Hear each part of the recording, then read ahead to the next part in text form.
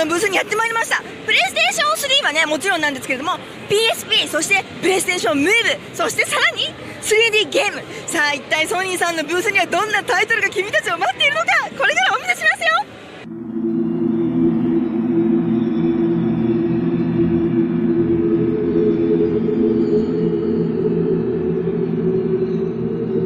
Comme chaque année, une grande partie du stand est occupée par les éditeurs tiers qui développent sur console Sony.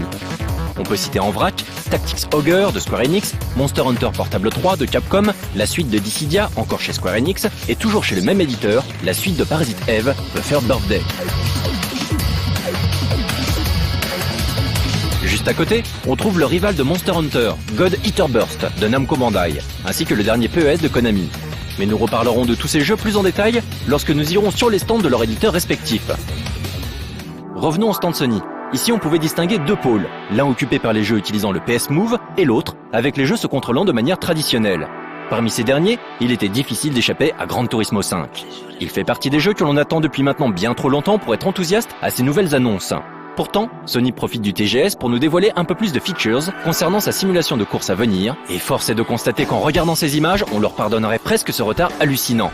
On apprend ainsi qu'en plus d'un cycle jour-nuit, certaines courses, celles d'endurance notamment, pourront être sujettes à des changements climatiques. Les équipes de Polyphony Digital ont également confirmé la présence de courses populaires issues d'anciens épisodes de Gran Turismo comme Trial Mountain ou encore Laguna Seca.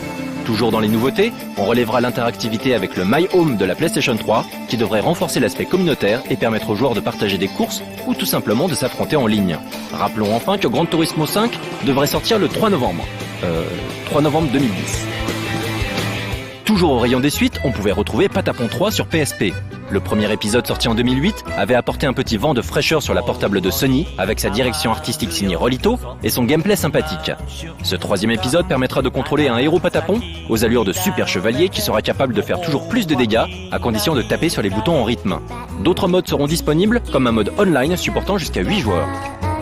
Le RPG PSP, Shirokishi Monogatari, épisode portable Dogma Wars, était aussi présenté mais sous forme de trailer seulement.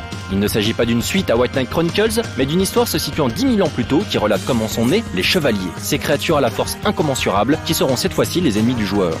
Tokyo Jungle peut se placer directement dans la catégorie des ovnis de chez Sony. Prévu sur PS3, il s'agit d'un jeu d'action survie dans lequel des animaux vont devoir lutter les uns contre les autres dans un Tokyo dévasté et dépourvu de toute trace d'humanité. Le joueur contrôlera 50 espèces différentes dans des niveaux bourrés d'actions à réaliser sous forme de QTE. Le premier niveau, jouable sur le salon, plaçait le joueur aux commandes d'un loulou de Poméranie chargé d'attaquer des lapins avant de les manger. Tout un programme.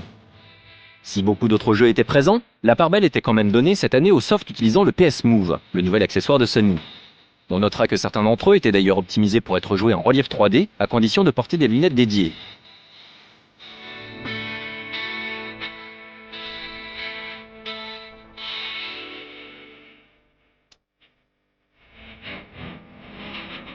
C'est le cas de Nikkudan, un jeu de combat de rue. Comme vous l'aurez compris, il s'agira de donner des coups à son adversaire en tenant un PS Move dans chaque point. Hustler King est une simulation de billard à tendance réaliste à laquelle on pourra désormais s'essayer en 3D. Les jeux de réflexion sont aussi présents avec Tsumiki Block, un puzzle en 3D où il faut empiler des objets les uns sur les autres. Sans surprise, un rail shooter était aussi présenté, Shooting Studio, qui propose un environnement original puisqu'il s'agira de tirer sur des ennemis en carton surgissant dans un studio télé. D'autres jeux déjà sortis, comme Everybody's Golf, sont customisés pour être jouables en 3D. みんなのゴルフが 3D になりましたけれども、一体遊び方などどう変わったのでしょうか。すごい 3D 立体視とゴルフって相性が良くて、なんかティーグラウンドに立った時に結構崖とかがゴルフ場に多いんですけども、それがカメラすごいその臨場感が出てですね、奥行きとかも綺麗ですし、面白いです。開発はどの辺に苦労されましたか。やっぱ結構長時間かけると目が疲れたりするので、馴染むように調整したりとか、そういうところですかね、一番は。メガネ目が悪くてメガネなんですよ。メガネの上からかけても大丈夫。僕もそうです。メガネの上からメガネなんで。本当にね 3D とかねすごいテクノロジー、さすがソニーって感じだしたね。それでこのソニーブースで発達してあんちゃんは一体どんなゲームを遊んだのですか。早速あんちゃんを呼んでみましょう。あんちゃん、どんなゲームで遊んだの。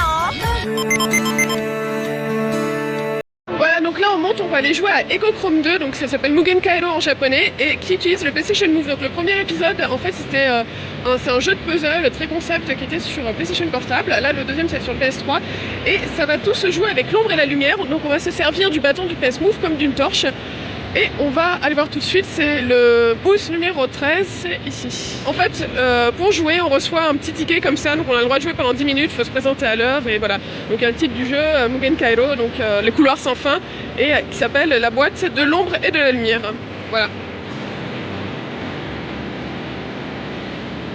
Voilà, donc je triche un peu, en fait, j'ai déjà essayé le jeu tout à l'heure, ça ira plus vite. Hop, voilà.